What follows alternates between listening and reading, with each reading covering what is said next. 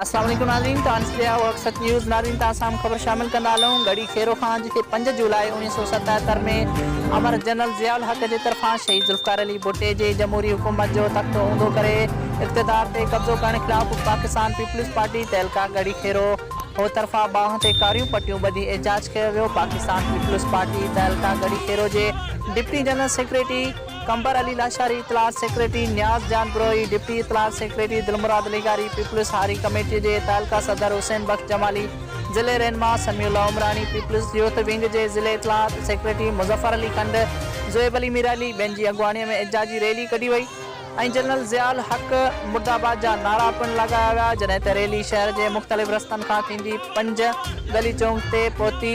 नाज़रीन रिपोर्ट करे रहियो आहे अरशद ख़ान खंड, हक़सत न्यूज़ गढ़ी खेरो।